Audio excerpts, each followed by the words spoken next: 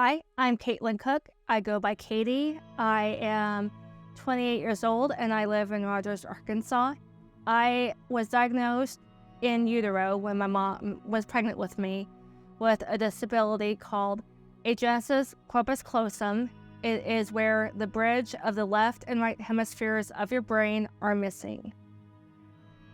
I went to church as a kid and I was rebounced around because of my dad's work, but we always found a church home. I would go on, starting at 13, I'd go on the youth field trips, youth fundraising, all the can drives. The fondest memory I have was when my youth pastor took us all up to Whitewater. And it was just nice, but it wasn't I didn't feel welcome at first because I was only autistic in my youth group. And so that almost felt like a little red flag of, are people going to understand me? Are people going to trust me? Are people going to want to hang out with me? It was just all the questions in my brain of, do I feel right?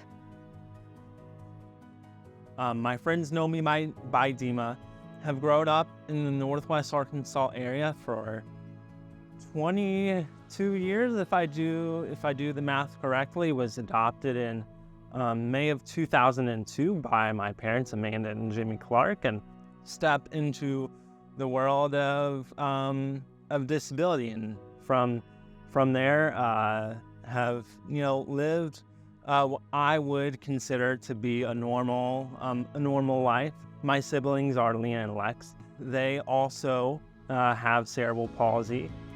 Right now, I'm just really trying to focus on navigating post-grad life, being that I just graduated from John Brown a little over a year ago. I'll start off by saying my experience in church is very unique, and the reason why I say that is because my parents have been such great advocates for all three of us. Everybody can be an advocate, but I believe there's degrees of advocacy, and those degrees of advocacy, you have to have certain luxuries available to you. In the beginning, whenever I was younger and stuff, and before I really started realizing what my disability was and how it impacted me and other friendships and stuff, everything was more welcoming and more inclusive and understanding and stuff. But once you get older, it's almost like, oh my gosh, people have feelings, people have small groups of cliques, or people don't want to associate with you anymore and stuff, or it's just almost like, is it a me thing or is it them? And now that I've gotten, especially within that 10-year break of not even going to church, I'm thinking, oh my goodness, am I going to feel the same way I did years ago? I started going to a community church, and everybody is welcome there, and all diversity, stereotypes, ethnicities, backgrounds of church, whether it be Methodist, Lutheran, Catholic, whatever. It's just a melting pot of amazing people. There are a mix of people with disabilities and without disabilities, and so it's almost like a welcoming zone of, hey, we see you for you.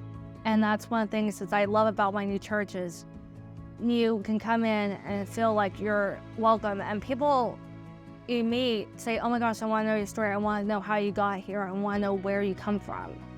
My mom was talking to a physical therapist named Karen Harrison.